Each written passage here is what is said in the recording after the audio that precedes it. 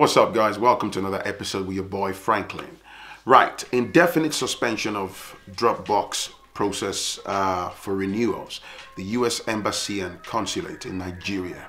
Let me read this out to you very quickly, and then I can then give you my own take on things. Effective at the close of business today, Tuesday, May 14th, 2019, the U.S. mission to Nigeria is indefinitely suspending interview waivers for renewals, otherwise known as the Dropbox process. Visa applications will no longer be accepted by DHL in Nigeria.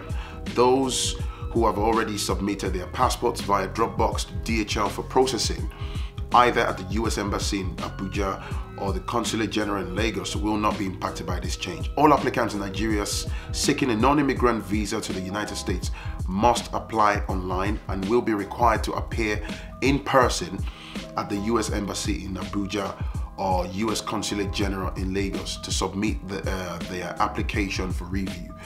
Now, applicants must appear at the location they specified when applying for the visa renewal. Processing of diplomatic and official visa applications will continue unchanged. Mission Nigeria's processing procedures are regularly reviewed in order to assess our ability to quickly, efficiently, and securely process visa applications. The U.S. mission is taking this step to provide more efficient customer service and promote legitimate travel, and will continue to facilitate applications of established travelers to the best of its ability. So they came out with this on the 14th, which is basically, a few days ago. Now, this, there's been a lot of headlines. The Trump administration just made its first move in a clampdown on, US visas for Nigeria. From my point of view, to me, that's a major slap on the face of, a country of over 200 million, citizens. Myself, like many other people, I don't align with Trump, don't like his person, but it should be noted when Donald Trump campaigned, he told his voters in America that he will do something about immigration, and dude is doing exactly that, okay? We can't knock him for that. So America first, their own interest first. But I'm also going to read something out to you. Nigeria accounted for over 25% of non-immigrant visas issued to Africans in 2018 alone.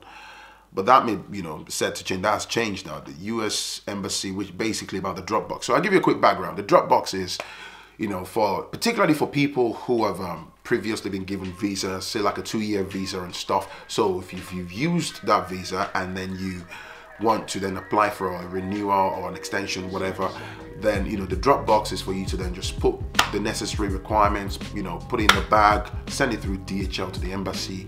And so basically, long story short, you don't have to appear in person and go through a new set of scrutiny and questions and stuff. So looking at your travel history, you got your visa now, previously, so more than likely you get your visa, and then that's how I personally know a lot of people being able to get their visa and stuff and going back and forth. But it must be told that Nigeria is actually one of the countries. I mean, if you look at this, saying we account for 25% of non-immigrant visa issued, that in itself, let the truth be told, it says that we've, in a way, contributed positively to the US economy via, visa fees and stuff. But it doesn't stop there, though. We need to be objective and be honest, as I said earlier. There have been already, local reports of visa Dropbox submissions taking longer, before this announcement, to process over the past year, hinting at increasing, scrutiny. Increasingly, Dropbox applications have also been returned and approved with requests for in-person interviews and stuff like that. But there is something that caught my attention. There's a data here. Non-immigrant B1, B2 visas issued to African nationals, throughout 2018. Nigeria, basically, of the 5 African countries, you got Nigeria, South Africa, Egypt, Kenya, Ethiopia, right? Nigeria is actually top of the pile. Of the visas issued to African nationals, we were issued with 132,137 visas, followed by South Africa, 51,964. So we are way ahead. Egypt 50,905, Kenya 17,458, Ethiopia 16,699. Now, it further goes to say the possibility of a tougher outlook for applicants is noted in the US Embassy statement, as it says one of the reasons it has suspended the interview waiver, the Dropbox process, is to promote legitimate travel. You can see where this is going. The proposed measures included reducing visa validity periods, making it tougher for citizens from countries like Nigeria to receive visas at all, and the long-term possibility of outright bans. Pay attention, I'm going to read that bit. The proposed measures included reducing visa validity periods, making it tougher for citizens from countries like Nigeria to receive visas at all, and the long-term possibility of outright bans from coming to the US. Now, there's another data here that you need to pay attention to. US visa overstays for non-immigrants, full year of 2018. Brazil, basically overstayers, which includes people that got visas, got into the country and never left, 36,289. Venezuela 35,931. Nigeria, third position, 29,723. Colombia 21,917. China at 18,314. Now, first of all, what you've got to bear in mind is, because I know some people are going to watch this and you try to raise your nose up at me. Let me just put a disclaimer. I am not the problem, okay? I'm going to share my views anyway, regardless of how anyone feels. You see, it left a bad taste in my mouth when I saw this news, okay? Like I said earlier, it's a major slap on the nation. What this is saying to anyone, even a 5-year-old child can comprehend this, is we are notorious. We are on the top list. We are in the top list, sorry, of countries that are notorious for overstaying and abusing US visas, right? They collect data. They have a truckload of information. They have a truckload of data on virtually every country coming into into their countries, particularly African countries and stuff. So, unfortunately, for them to have pulled plugs on this process, and what I read to you earlier. So what's going to happen is, even those people, because what Trump has done is, this is an executive order from the top that trickled down to the local embassy. So what do you expect? He has armed them, he has given them the power, because apart from people that would go for face-to-face interview, but perhaps not being able to articulate themselves, or they would suspect that you're dodgy, you're not going to come back or whatever, you haven't got ties back home and all those things. There will also be cases, let's be honest, of deliberate cancellation of visas, deliberate refusal, deliberate ban, because all of this, you see, the moment, this is what I was saying in previous videos, the problem that we have is abuse, so when people come, we talk about, how these countries are treating us and stuff. There is the case of prejudice and unfair treatment, like the case of international students not being given work permits after paying thousands and whatnot. But a lot of these decisions also stem out of our track record. If people have got data on you and they can see that data in black and white, that the citizens of this country are notorious. We are equally notorious for going to the States, abusing their medical system, running away, not paying medical bills. They have this data. When you have, in 2018, you have 132,137 people from Nigeria. And then the data from the same year, there's over 36,289 citizens of that same country are overstayers. Some of those overstayers are people who refuse to leave the state. Now, it's a bit of a double-edged sword. Some people are going to say, people are trying to better their lives and stuff. Listen, man, I'm not knocking anyone's hustle, but we have to be realistic, okay? Nigerian system is fucked. It's ruined.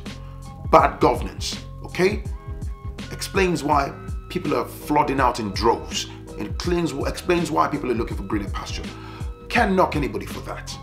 But the truth is, when we're trooping into other parts of the world in the name of we're looking for greener pastures, and we sabotage their system, then we shouldn't act surprised. We shouldn't be upset when they turn around and strike us down, when they turn around and pull plugs on things and make the process more difficult. Because what's going to happen now, the embassies is, if you've previously, been given visas and stuff, you're going to go back and the consulate can sit there. They've been empowered now and just say, regardless of your history, well, even people that didn't break the immigration rules, didn't abuse their visas, they can just turn around and say, okay, I'm not convinced. Because we gave you a visa before doesn't mean, because the truth is you don't have automatic right. They're going to shut you down. They can say to you, bye, no. And the issue of outright bans, it means for those people that are, overstayers and stuff like that, bear in mind, some of those people that are in the States, they more than likely will be looking for ways to adjust their status, looking for ways to become permanent residents in America. Watch, they're going to uncover a lot of them. There will be massive deportations that will come out of this at some point. You're not going to hear this, in like drop down details. It's going to happen.